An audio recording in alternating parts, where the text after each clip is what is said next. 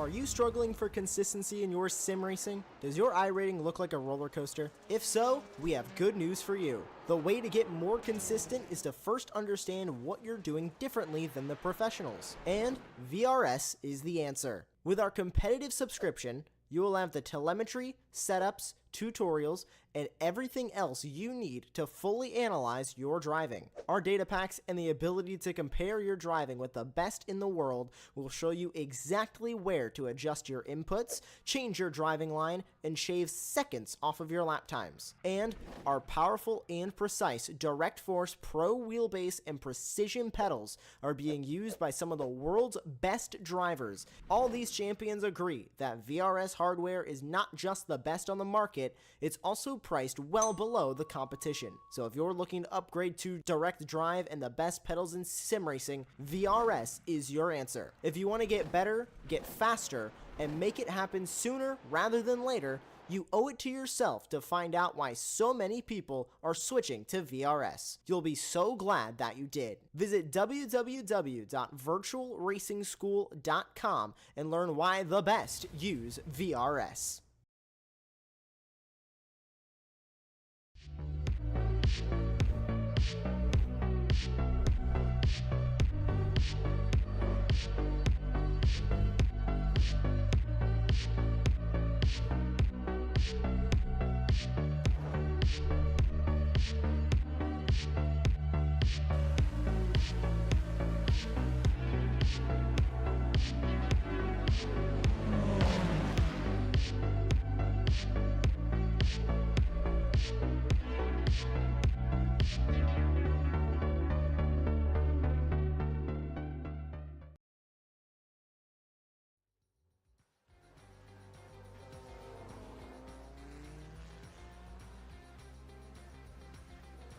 It's Sunday, and that can only mean one thing. Super Sunday here on Apex Racing TV, the double header of the Weekend Warriors, kick-starting things. But of course, the Formula 4s here live from Road Atlanta. I'm Tim Cox. We've got Samila Kumo in the virtual production trailer. As always, good friend Charles Bashal joins us. Well, Charles, missed last week's, a little bit gutted about that one, off covering another show, but, well, I mean, it was business as usual, really, wasn't it, from looking back? It ended up being business as usual, but was a really great race. Willow Springs was a fantastic track. It's an old school track, but these cars handled most everything pretty well. Curbs a little difficult, but it was a fun race to watch. It was good battles up and down the order, and I fully expect the same thing again today. Oh, that's for certain. Willow Springs, of course, one of the new tracks this season to the iRacing service, and, well, essentially, it's like, to give it a European equivalent, it's like Knock Hill, but for North America. You know, up and downhill and round, and lots of challenging corners. But tonight, it's Road Atlanta, the short course, interestingly. Not the full fat version, but so great for these cars. We're getting into the season now. We've had 2 rounds complete. On to round 3 this evening. Should we take a little look at the championship standings and see exactly how things lie? Well, in Spec 1, Megan Overstreet missed out last season, finished second behind Jason Green. And it's roles reversed so far this season, with Overstreet ahead of Green by only 11 points. Still got a long way to go. That will and can and will change, that's for certain. Kane Lasky currently occupying 3rd place, but starts to get cut adrift a little bit. But that column in the middle, just denoting how many races the drivers have taken part in. Those 3 taking part in 2 races, so far this season. With the rest of the field being made up from Giancarlo Schooler, and then we've got Ferenz Arabian, Degassia, Stillo, Hubler, Cavallari, Jacobson, and Simon Mayer to round out that top 11. And I'll tell you what, from 5th through 11th, that is incredibly close. Across into Spec 2, oh, well, Tom Laurie leading the way there. And he's got a little bit more of a comfortable lead compared to what Overstreet has over Green. In fact, it's nearly at 20 points. In fact, it's 18 to be precise over Joshua Justice in 2nd. Philip Fernandez, a newer name to this series, and the Weekend Warriors in general, lies in 3rd. And, well, it's tight. Only 2 points ahead of Phil Perkins, Judge Kramer 5th, and then we've got Roland Wallbank, Latorlo, and Navarro to round out that table. into the Masters class. It's Yogmani, but would you expect any difference leading the way there? However, only 19 points behind him is Gary Walbolt. Don't discredit him, and likewise Jim Brewster. I know we've spoken to Jim in the past. He's always been very chipper and positive and just, well, I was there, I don't know how I got there, but will it be tonight? He's one to not discredit. Really understates just how good that driver is. Franz Reck, he's in 4th, and then we've got Andrew Love, the Gaseous, Murakami, and Ray to round out your field in Masters class. Well, we've got qualifying just getting underway. The usual 20 minutes open qualifying for our drivers. They can fit in as many laps as they want before we head across into 40 minutes of racing. And as always, there will be a pit stop in the middle of it too, just to add a bit of spice to that dish, enhance the flavour. In qualifying at the moment, well, it's all about Jesus Rodriguez. The Iberian leads the way there by a tenth, which shows, considering the size of this track, that's a healthy margin. I mean, it's only what right about 1 3/4 miles the shorter circuits. That's a decent margin. It really is. But you know, it's not something we don't. You know, we expect this to be really tight gaps up and down the order. But yeah, 1300s over just a little over a one minute lap is pretty comfortable. But then it just tightens up behind. It's crazy. The top 6 is separated by 0.3 of a second. It is crazy, isn't it? And it's all the big hitters, the big names up there.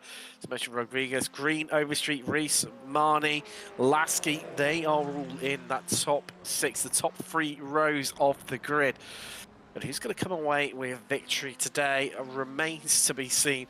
Always a bit of a tactical one in these races, and who's going to challenge for that one?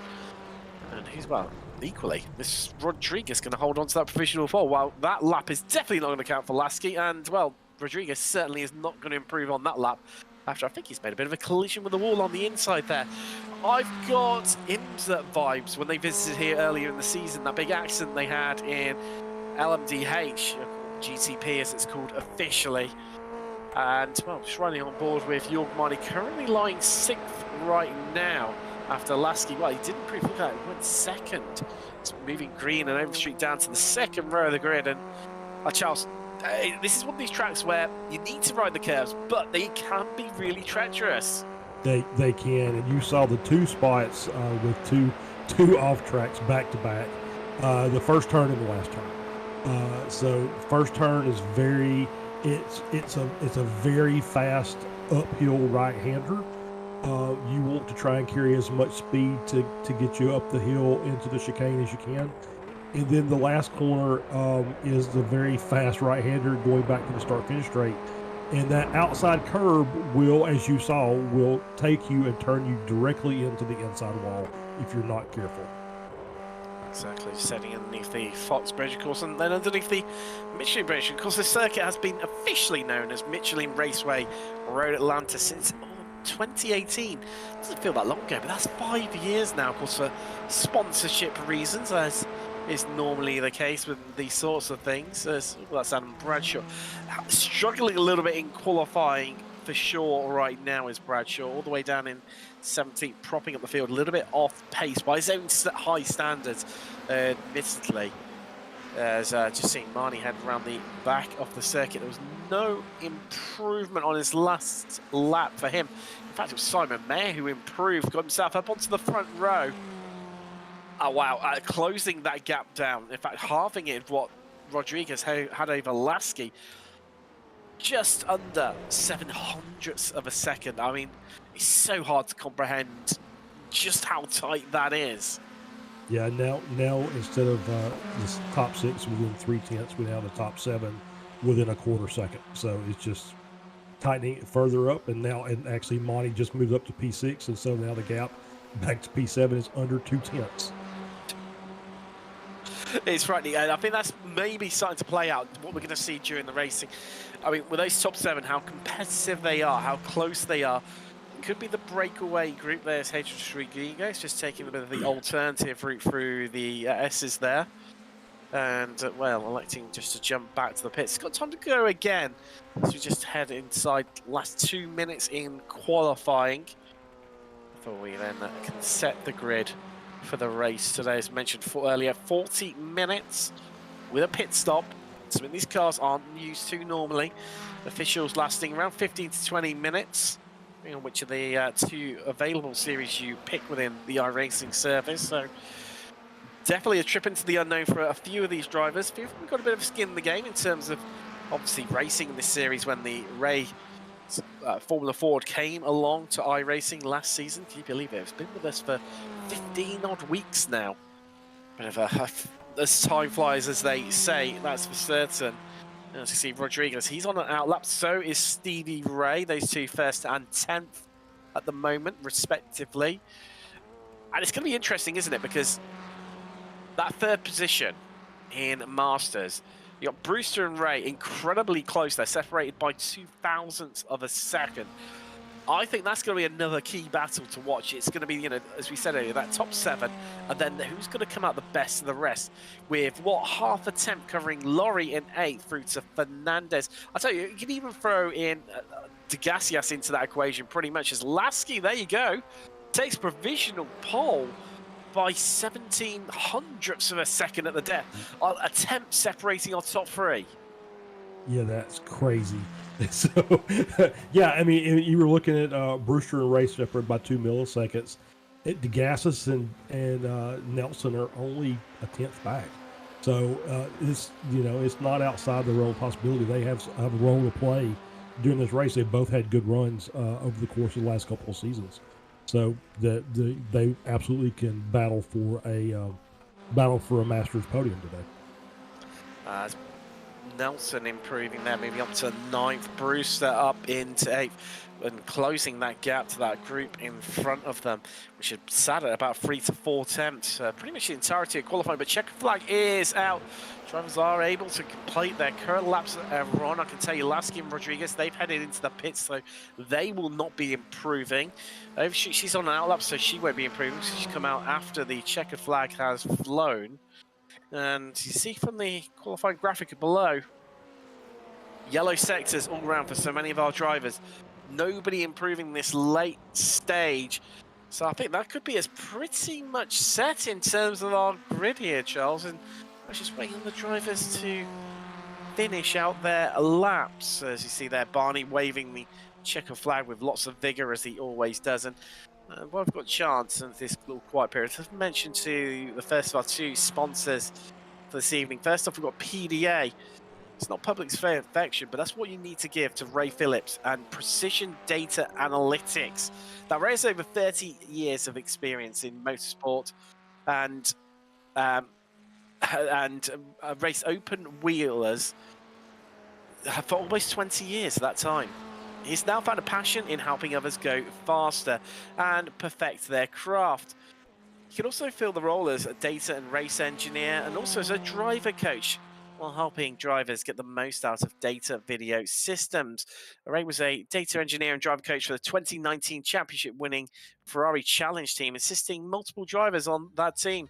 PDA also sells a wide range of data and video equipment that can help everyone from high performance driver education drivers through to professional drivers or even race teams with multiple drivers and cars. No matter what you choose, customers get the information they need to go faster and have a good time on track.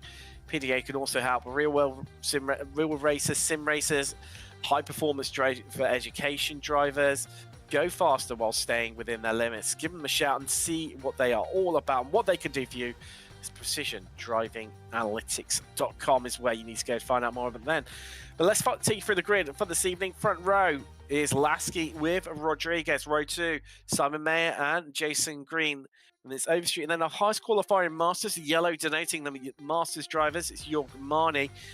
Row 4, that's an all-Masters row. It's Antonio Race and Jim Brewster. Top 10 in row 5 sees Michael G. Nelson and Tom Laurie.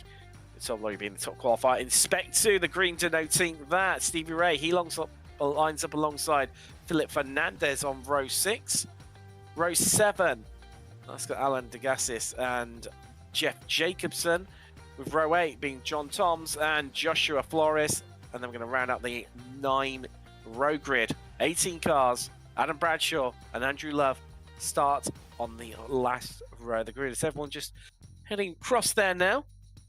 Lining up behind the Porsche 911 safety car for a rolling start, as is the norm across your side of the pond, Charles. And we'll just while they're heading around there, we've got a really short out lap here. It's the Michelin Raceway Road Atlanta. So we'll have a mention to our other sponsor. You can see that logo up in the top right now. Arrive Drive Motorsports. And wow, welcome to your ultimate racing experience. Arrive Drive Motorsports is a full service of road racing prep shop, specializing in Formula and sports races, now offering full Arrive and Drive services in F1600, F2000, F1000 and S5000, or even your own car. Are you ready to take your driver development to the next level? Wow, from everything from 1600 to V8 open wheel monsters, Arrive Drive will maximize your potential and accelerate your development with up to 100 races per year in up to 6 different race cars. Are you ready? You can contact them at arrivedrivemotorsports.com. Oh, wow, it's a bit of a warm track temperature there, Charles. 134 Fahrenheit. That's going to be skaty for these drivers. That's going to be real skatey for these drivers. Wow. That's a hot track. I haven't seen it that high in a very long while. I mean, if you have my persuasion of the metric world, 57 degrees Celsius. I don't think I've ever seen any track that hot, to be fair. No, I've seen, you know, in Fahrenheit, and I was trying to roughly calculate it back before I got the exact measurement.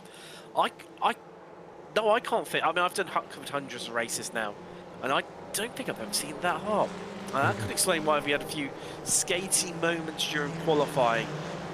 And, well, it's going to make this first lap really tough. They're going to be very careful in turn one.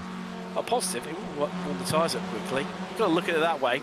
But here come the lights. Let's get ready to go racing for the third time this season as we are green and we are away. Lasky leading the field. Everyone pretty much single file through the final corners there just to get things underway here at Road Atlanta. It's drama-free. Everyone making their way through. A couple of changes of position. Oak Street ahead of green there. See Antonio Rice still remaining down in 7th, second in class as a gaggle of Masters, first through 5th right now, all in one line. And already, I tell you what, Lasky opening up a 9/10 of a second gap, and Rodriguez just looks like he's struggling in these early stages of the race. Yeah, it really does. Yeah, it was interesting. Top 5, all Spec 1, 6 through 10, all Masters. Laurie leading Spec 2 at P11. Head down into the chicane for the first time this evening under racing conditions. Everyone playing it safe, and these track temperatures definitely playing a part in how these drivers attack this one. We've got plenty of racing still to go with this short lap. As I mentioned in qualifying, I mean, even the first lap, 1 minute 6 seconds for our leader Lasky. Only just over that though, in fact, as he ekes out an even larger gap at this stage of the race. 9/10, starting to grow even further and further. But that's something we don't tend to see in this racing. Normally it's, as you said, Charles, it's that top 5, maybe even a top 8 that break away and form a bit of a pack. But no, it's our leader, and then it's pretty much for grabs with absolutely everyone else. Yeah, that's true. We normally don't see that single breakaway car, and as we see Fernandez going around there. I would think that the group that behind would probably just kind of stay single file line. And, as we see contact there with Stevie Ray and Jim Brewster. Well, there's the constant commentator, isn't it? I pipped him, as a potential for 3rd place in Masters. Well, that's going to be a long day at the office for him as he's fallen about 6 seconds behind the rest of the Masters group. It was looking like an absolutely intriguing battle, and everyone's shuffled up accordingly. And potentially a bit of damage for those two. That's not going to help them in this early stage whatsoever. Drivers do have one fast repair available to them, however, not something you want to be using at this stage of the race. That is for certain. As you see Flores, who's engaged in this little freeway battle right now over 13th place, with Brewster Love just in front of him. And in fact, Flores, with only 4 Spec 2 drivers here today, I mean, there's a 75% chance you're going to land yourself on the podium here in Spec 2. Yeah, indeed. Yeah, I think Burchard looks like he's still moving under his own power. He's still 13th. So didn't look like the damage did any suspension, or the incident any suspension damage. So he should be able to ride this out and then take his quick repair if he needs it during his pit stop. Beautiful little move there from Tom Laurie. In fact, Nelson, after passing Laurie, is they're going to move another place as Laurie runs wide there. He's going to lose a bit of momentum heading up the hill, and in fact, he's lost even, I'll tell you what, he's even lost an extra place there. It's Nelson. I say, you know, about him losing those places, and then in the blink of an eye, he then retakes them all. That's, oh, who's that? That's Joshua Flores off. That's going for him. Well, if he can get going again, oh, there goes Fernandez. I was going to say, still can finish on the podium in Spec 2, still got plenty of chance. In fact, it takes this one of a mistake from either Laurie, Toms, or Fernandez, and he'll be back on there in the blink of an eye. Meanwhile, Tagasius and Laurie side by side in the run down to what is turn 10 officially on the full circuit. In fact, it's around about turn 7 on this short circuit here, and underneath the Fox Factory Bridge, and begin another lap. But I think if we keep this one up all race long, I think this is going to be a fascinating one to see. They change nearly every sort of group of corners. Yeah, we saw a lot of that last week with the battle up front. We had two packs of 4, 1 through 4 and 6 and 5 through 8, and it seemed like they were swapping positions every lap, getting that little draft, get a good run, make a move, pick up a spot, and then the next straightaway they were doing it all over again. It was amazing to watch. Kind of looks like it's feeling out that way, at least for the front stretch.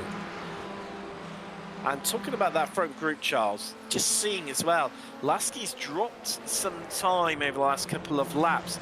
That nearly second gap he had over second place Rodriguez has come down, well, it's tumbling down in fact. So after the initial great getaway from Lasky, but you see just how close it is. Rodriguez closing in at every single corner, eating tenths out of him, in fact. And now, what was looking very, very comfortable for those opening few laps, he's now under an absolute world of pressure. That gap down to a 10.5, and everyone coming along for the ride. This is not really the place, but I know for certain is driving. That's because I'm rubbish, and I know you feel the same sort of sentiment, Charles. It's not the sort of place you want to be, is have a load of people bearing down on you behind, and especially with these high track temperatures.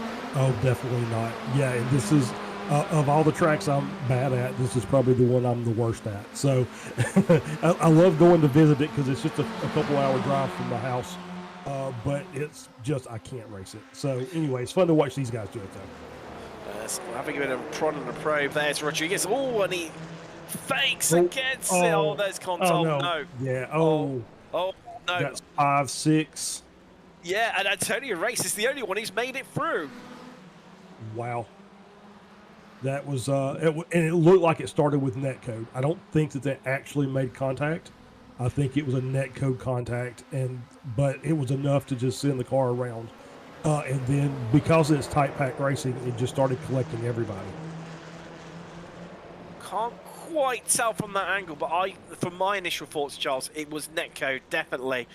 May have caught up in that one. Who wasn't caught in that one? Essentially, it was only Antonio Rice, who's now eked out, Charles, a massive gap of nearly 3 seconds because of it. That was literally the perennial, you know, got a can of soda, shook it up to its absolute max, and then opened it up. It went everywhere, all down your lovely white trousers, and, well, there was a mess aplenty, but one person got unscathed. That was Antonio Rice, who was able to pick his way through. And we could be looking at here, potentially, especially if Rodriguez has another issue, and also how much damage he's got to his car. We could have the overall podium being locked out by Masters drivers, with Nelson third and Marnie in fourth, although Overstreet right behind Marnie. So looking at that three-way battle there, Nelson, Marnie, and Overstreet. You see it on the screen right now. Ooh, wow, yeah, this is going to be tricky, isn't it? Yeah, it's going to be interesting to watch. Yeah, so obviously Ray's got a big gap out front, 3 seconds. Nelson, Monty, Overstreet, trying to close the gap up to Rodriguez, a couple seconds behind. But those three cars, if they work together, they can make up that time, and it'll be back to be a 4-car battle. The one thing they don't want to do is start fighting right now. As well as we see Overstreet looking to the inside. Right on cue. As long as they don't start fighting, and what they do, try to make it 3 wide. Nelson loses 2 places there in the braking zone into 7. And that is Overstreet through and Marnie through. What can they do? They need to get the hammer down to try and catch up to the back of Rodriguez. But I did spot, Charles, as Nelson headed through 4 and 5, down through the S's. The rear end of the car was just switching around, just struggling with the rear for grip and almost drifting the car. I know you get away with that in the likes of R-Factor 2, but here on iRacing, it's not something you want to be doing, especially with those high temperatures. No. There's so many corners around here. It's so hard to cool the tyres back down to bring them back into that operating window. Yeah, no, with a 57-degree track or 134 degrees in freedom units, that is not something you want to be trying to do. You want to try and keep those tires underneath you and keep them in that operating temp or operating range and trying to run. But I think if you ask Nelson, he'd probably say those cars are probably a bit quicker than me anyway. I'm okay riding behind them and just letting them pull me along up toward the front. Just seeing ahead of us there, Overstreet making her way past Marnie. She's now up into the podium overall. In fact, lying 2nd in class. We've got to go all the way down to 12 to find 3rd in Spec 1. It's not very often you say that, either here in the Formula Fords or even in the SRFs that we'll see later on this evening here on Apex Racing TV. That's really how much things have been shaken up. And in fact, only our top 13 remain on the lead lap. We've only had 1 retirement. That was Bradshaw, but he didn't get going. So that's why we've lost him. Other than that, everyone else who's involved in that carnage, Green, Mayer, Tagasius, and Laurie, they have dropped a lap down and they have handed it into the pits. And unfortunately for them, Charles, they're going to have to stop again. Let's just see Marnie just lining up Overstreet there once again. Yeah, they stopped on lap 6. We're currently on lap, 10? So, yeah, they can't make it home to the end with that. No, I don't think that they're going to make that. That's going to be too far to stretch fuel. But Overstreet is absolutely on a tear right now that she's out front of this little group. The gap is down to 1.6 to Rodriguez in front. A couple of laps ago, it was like 2.5. So she's definitely closing that gap up. I think it's mainly down to just looking at this, where Rodriguez may be carrying a bit of damage or struggling with the car at this stage, because the gap in front of him to Antonio Race is growing to an incredible 4.2 seconds. Not very often. Well, I can't remember the last time I could have said that. And I would say probably the whole of the weekend war is probably be actually. I say that I'm trying to think really far back. In fact, it was probably Long Beach at Marco Pinero. Except he was just on a different level. He was completely different gravy that night. And I think that's the only time I've seen this sort of gap at this stage in the race. And we're only just a quarter of race distance complete. Yeah, I think you're right. I think it would be something. It would be the Pinero from last season, who was just, as we see Rodriguez come in, I think he may have had. No, he touched grass. Well, if he didn't have damage before, he probably does now, because he just kind of slapped the wall with the rear tire. Fast repair. Definitely come in. I think it's fast repair, and I think we're in the pit window. So he says, "All right, let's get in here and get fueled up and get the quick repair, and we'll get back out and see if we can stay on the podium overall here." Just teasing with us a little bit there. As I was wondering if he'd managed to pick up a drive-through already. Well, he's already onto the grass on corner exit there, coming out of the chicane. Board with him. There, he touched the grass on the inside, pushing it too hard. Well, I suppose if you want to, cause some damage to the car, that is, when you've got a fast repair, that is exactly where you want to do it. Yeah, on pit entry, yeah, exactly right. You don't want to carry that damage around any more than you have to, and you're just a couple hundred meters away from your pit. So, yeah, he came in there very, very hot. So that's Andrew Love now ahead of John Toms, newer name to this series, the Canadian, dropping a place there. And did you have John? I'm trying to think. Was he with you last week, Charles? Because if you didn't, he could be on for a debut winning class here. He is, to my recollection, he was not in the race last week.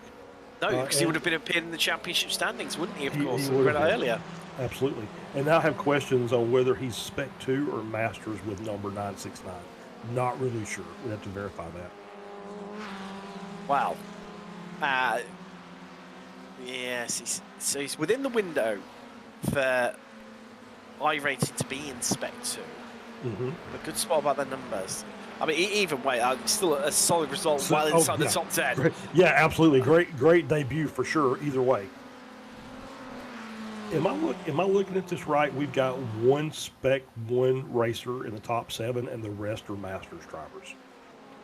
You're seeing that exactly correct. In fact, That Charles, is extend further crazy. inside the top 10. One Spec 1 driver in the top 10. That's unreal.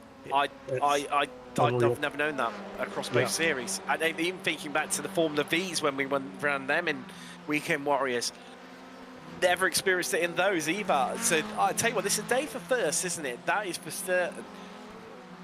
That is definitely for certain. I mean, Yogamani probably wishes he was back in Spec 1. Obviously now come of age and migrated into Masters Mani last year. So, yeah, I mean, so still remains on the podium overall, second in class. But, I mean, they made up a lot of time on Fernandez, largely, of course, due to the damage that he must have been carrying anyway. That's why he headed into the pits so early. But these two are not catching Antonio Rice, the Portuguese driver, absolutely flying right now. And while I think these two might be in it for the ride and just to have a bit of fun and a bit of battling, we know they absolutely love that and love the entertainment aspect of it. I'm speaking to them many times as Marnie has a little look up the inside, a bit of a cheeky look into turn 1. Turn 1's intriguing for me, Charles, because it's one of these circuits where it's not like the perennial turn 1. It's there, Stevie Ray into the pits, this perennial very early stop coming in on the 15-minute mark. It's all Overstreet runs wide, and that's going to give Marnie second place. But yeah, it's no slam on the anchors. So hard to get a move done into turn 1, which essentially is it's our longest straight realistically here on this short circuit. Yeah, turn 1 is just a tricky corner. You know, like I said, it's a flat uphill right-hander. You don't get any help from any camber in the corner. As we see Overstreet now looking to see, and I kind of wonder if these two cars. I know Overstreet seemed like she was pretty well involved in that incident. So I'm wondering if these two cars also have a little bit of damage.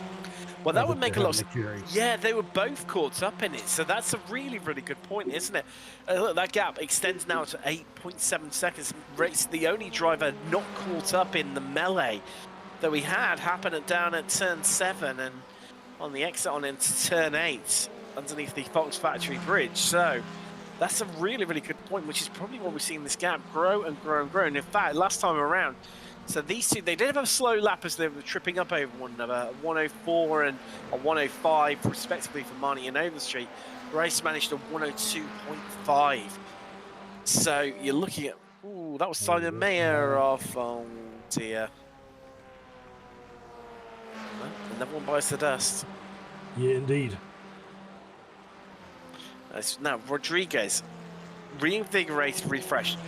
One to watch, obviously, after taking that pit stop early on to have his damage repaired and to start to get back up to speed. He's quick for the area that he's in. So last time around, he was about 2 tenths quicker than Lasky, who's just behind him, who has managed to get past. I mean, amazingly, down in 10th and still second in class right now in Spec 1. So you never hear a say whatsoever, and I don't think you'll hear a say for an incredibly long time. Fingers crossed. But still not matching the pace of Antonio Race. No, the top 4 cars are still, far and away faster. Now, I will say that Monty, the last lap, Race, Monty, and Overstreet were essentially running the same pace, within a tenth of each other. So they haven't. They're losing time, and I'm not sure how. Maybe it's just the car's not as consistent anymore. So it's just interesting to watch, and don't know if I guess we'll have to wait and see if I'm one of those two drivers. I'm wondering, do I want to come in early? And if I feel like I've got some damage, do I want to come in early, get the car repaired, and get back out there, maybe have a chance to make up some time? But I'm not sure. So it's just, they just looks like they're just a little bit off of what race is. Well, Charles, if they're running the fantastic software at SDKGaming.com, the most accurate live timing on iRacing, they definitely know exactly what lap times everyone else around them is setting. But that mistake there from Marnie is not going to help him whatsoever. As Overstreet says, thank you very much. And he opens up a 6/10 gap, but still not making an impression over race ahead of them, who in fact was nearly half a second quicker than these two last time around. And like you say, be interested to see if one of these two, normally expect to see them, stretch out the field as far as they possibly can. But as Overstreet just running a bit wide there. Flores is into the pits from what was 12th. Ray has not gone past Joshua Flores. So, yeah, do we see, I mean, do they come in early? We're at half race distance near us, damn it now. There's Flores heading out again. Mayer looking like he's going to retire, so that's 2 gone out of the 18.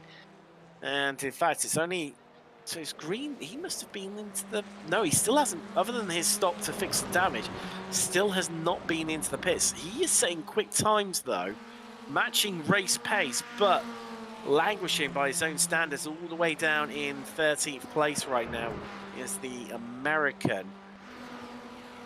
Yes, I'm looking down. The last lap, Rodriguez and Lasky both, as well as Green, were all running up with the leader's pace, or at least very close to it. So, every tenth is going to count. With Rodriguez back here, he had a 45-second, pit lane time. He's 42 seconds back, so you're going to figure the gap's going to be 10 seconds or so. Once race comes in and pits, so that's going to put him in the battle for at least P2 or P3. Just looking at this now, and the rate that race is going at the moment, I mean, it's borderline. He's not gonna. I can't see him being able to open up a big enough gap to. Oh, that's Jesus Rodriguez. All of his great hard work undone. He was just, I was keeping half an eye on him, so he was catching right up to the back of Philip Fernandez, who's in 8th. There's all side by side there. And I'm seeing a bit of netcode damage. I don't know if you saw that at the alt end. I did. Wheels popping in and out. Yeah, this, I know this is fun to battle, but if you're trying to, or maybe they've just decided they can't catch race, and so we're going to see who's going to finish second. So maybe they're just enjoying the battle amongst themselves. But if you're trying to track somebody down, the passing back and forth is usually not the fastest way to do it. No, unless you're on an oval, which we are definitely not here. There's a bit of puff of smoke they're heading through there. Is there anyone off? No, I can't see them, so must have been for a bit of a lockup. But yes, saying earlier, Rodriguez was he just caught up to about 3 tenths behind Philip Fernandez in 8th. Now he lies about 13 seconds behind him, Charles. So that's really undone his alternate strategy and being able to go to the end and making up a lot of places there. And as you say, I think these two just in it for the ride now, in it for the fun, as Overstreet has a little bit of a look at Marnie. Not going to get the move done there, tucks back in. But for all their fun and entertaining as it is to see, throwing for them is Nelson and Brewster. They're catching up to the back. Actually, no, sorry, it's just Nelson, isn't it? Brewster's a little bit further behind. It must be a back marker, I think I've just seen. Yeah, in amongst them. I think it's that Jason Green, in fact, in amongst them. Yes, it is. It is, yeah, it's Green between Overstreet and Nelson.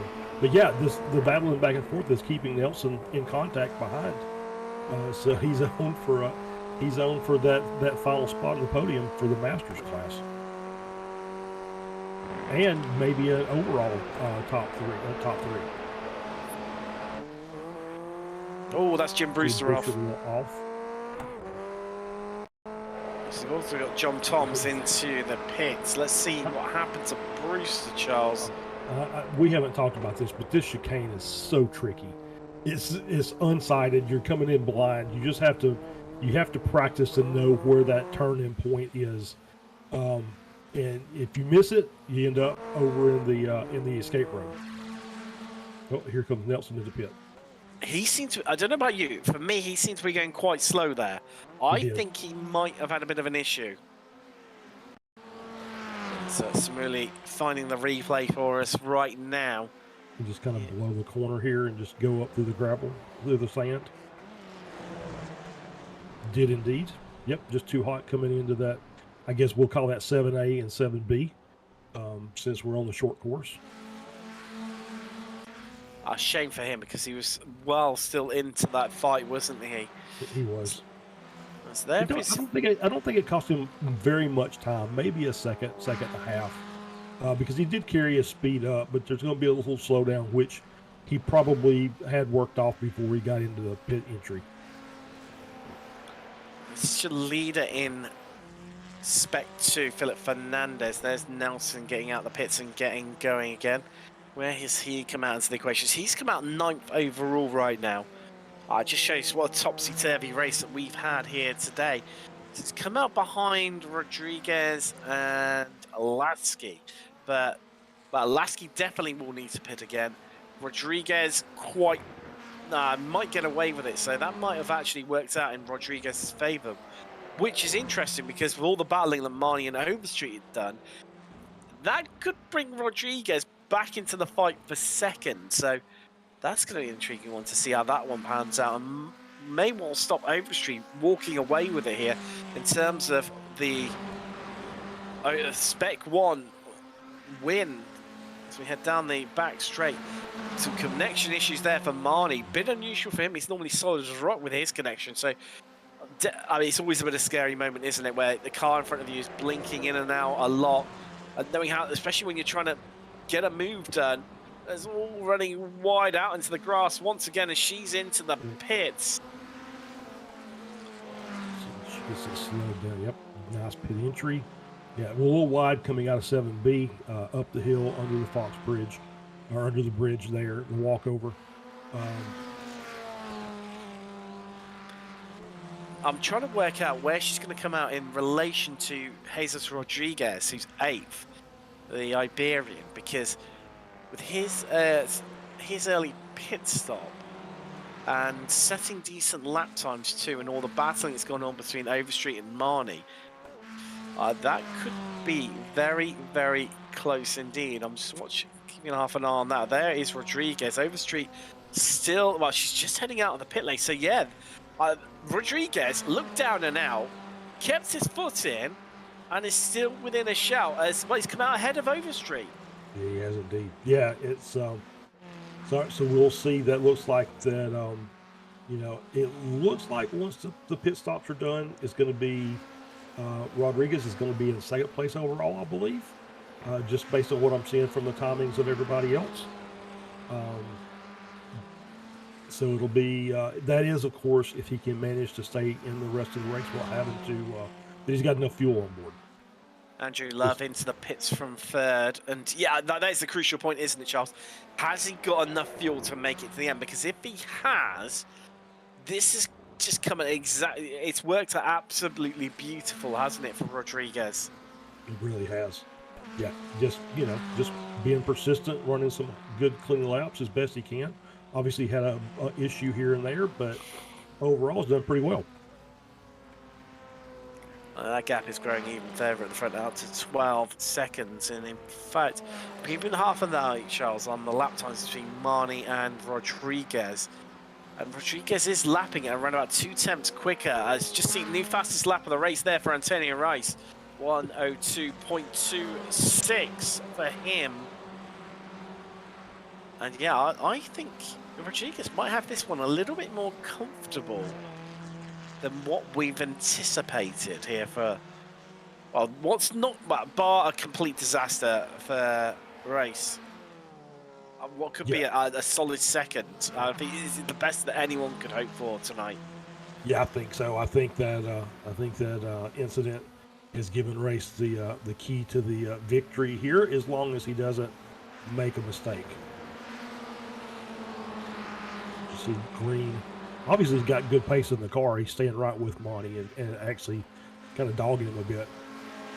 This is the tough one, isn't it? When you've got good pace and Marnie moving to drivers left of Green there, yeah, facilitating that move, making it a little bit easier for him. There's your leader in. Antonio Race is in to the pit. Maybe a little bit early compared to what we can see the drivers extend things out to on 28 minutes and a half right now. That's Marnie in 2. So this is game on for Rodriguez. Needs some absolutely stellar laps from him right now if he wants to take control of things as the best rest position and also pick up that class win. And well, in fact, since he's come out of the pit lane, he's pulled the gap is about 3.5 seconds. I make that to Overstreet. So that's really worked out well for him. As oh no, sorry, I got confused then. I thought Antonio Race was still in his pit box. But Marnie, that seems to be a bit of a slow stop. We only just come into his box. So, as he falls behind Rodriguez, behind Overstreet. Yeah, I think he's had a bit of an issue. I think he's got a pit speeding penalty. We'll see. We'll see what the number looks like. Well, it's around that up to 53-second range. Yeah, it was around that 53-second range on the pit stoppage time. And yeah, that's probably what we're gonna find. Let's find out, Charles. All good so far.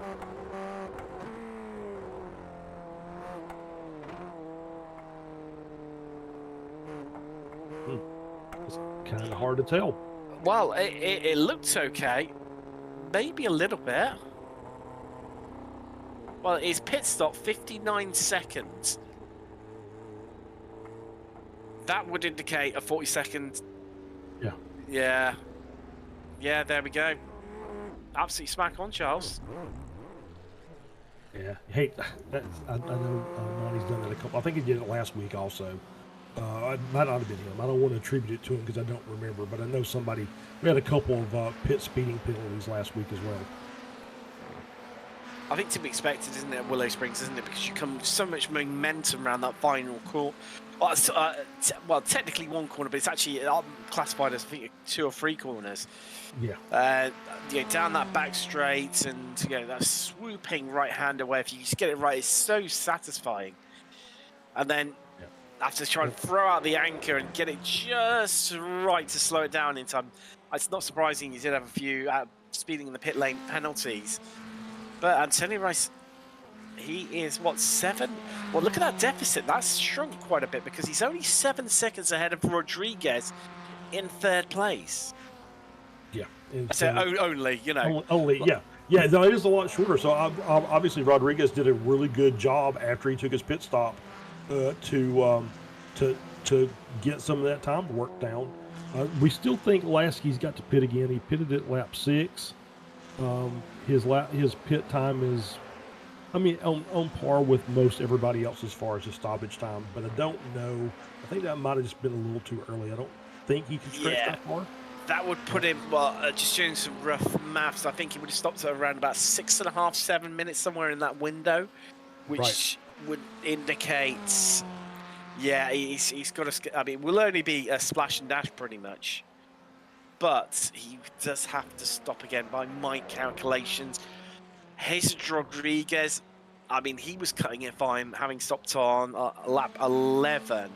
Well, actually, I suppose that would put him around about the 13 minutes into the race mark, wouldn't it? So, he could actually, it could be okay. And even if the drivers do have to go one more time around the track again than what they may have predicted, depending on where Rice is, with such a short lap, you can sort of get away with it. It's not that much difference in terms of fuels compared to, sort of like Spa, for example, where it's a big old difference of getting it right and getting it wrong in terms of the amount of fuel you've put in the car.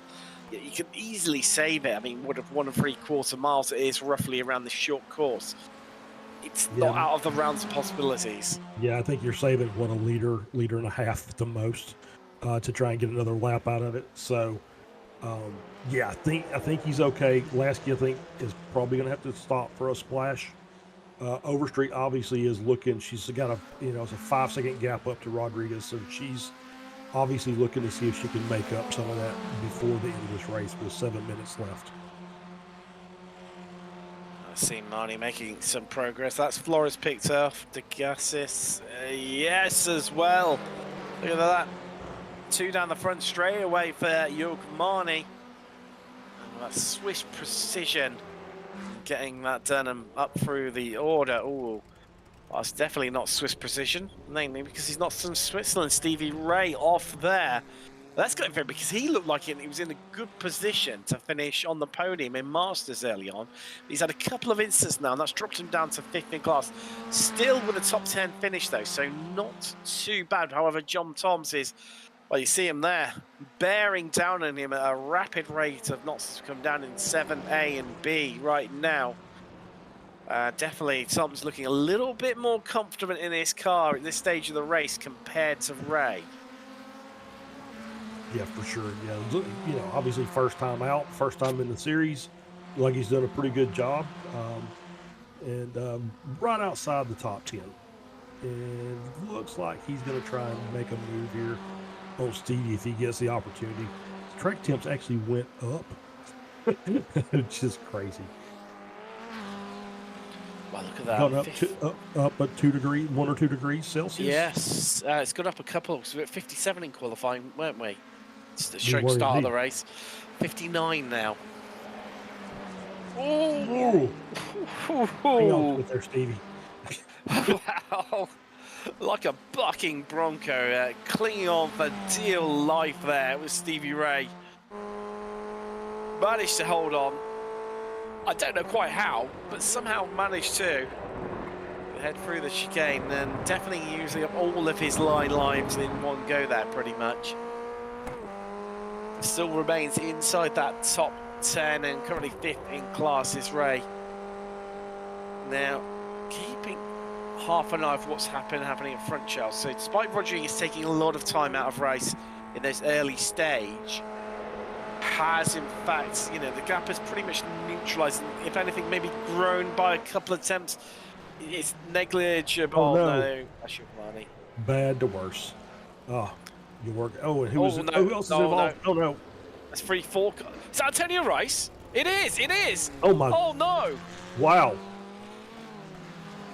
Just got caught up with back markers. And no. He's got suspension broke.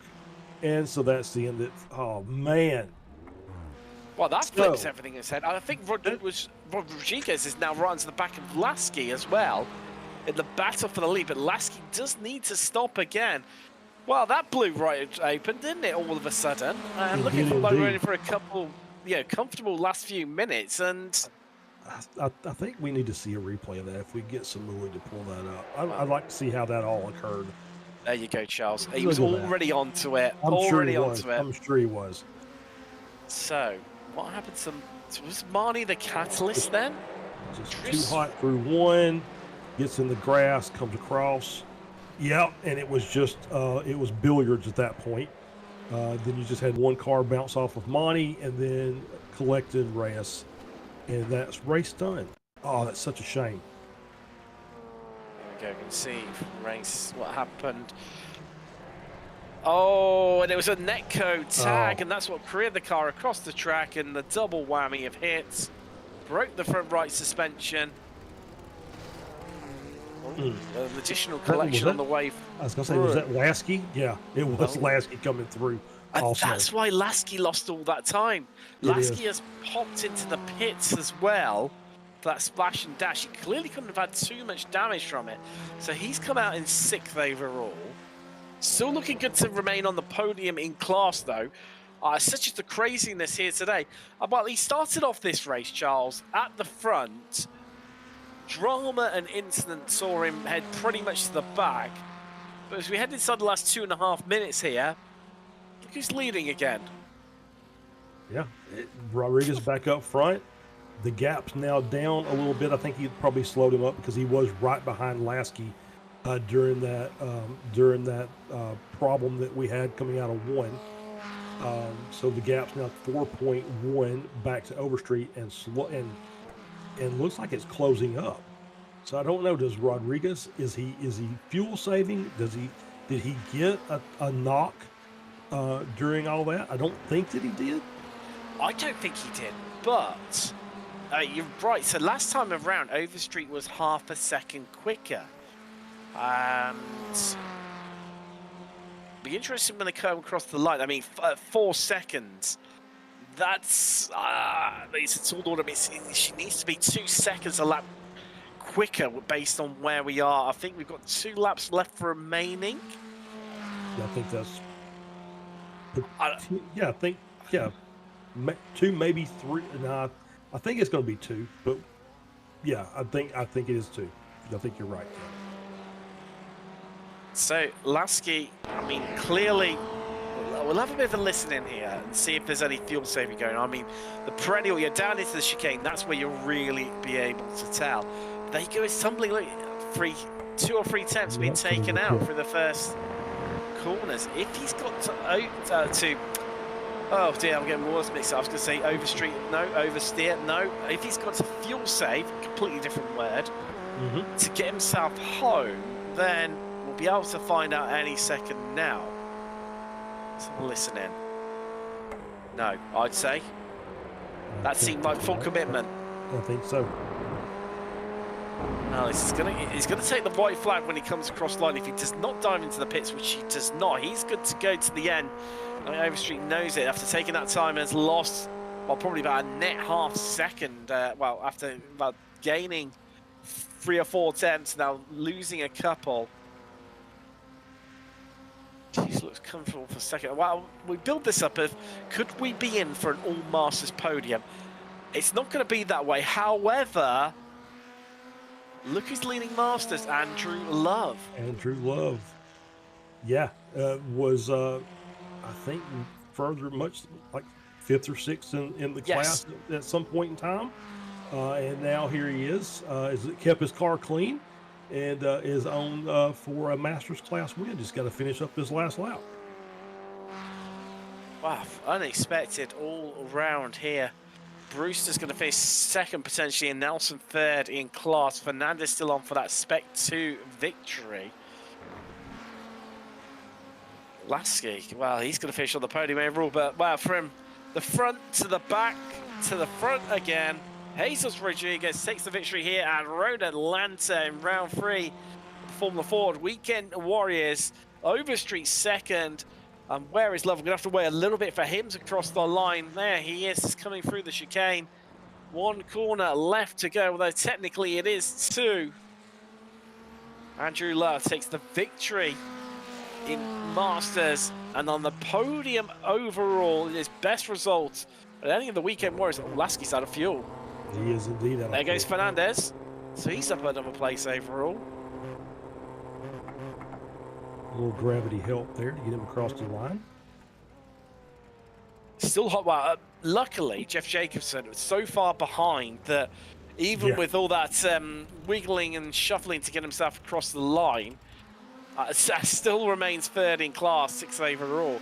Fernandez, you Spec 2 winner. That's confirmed. As Nelson rounding out your podium in Masters. Tom's, well, if he Spec 2, I mean, either way, top 10 finish, great for him. Tom Lorry, he's going to pick up, well, either 2nd or 3rd in class. That one's open for a little bit of debate. But after being a lap down, that's still, a stunning result for him. Wow, that was a bit unexpected. that was a bit dramatic for this race.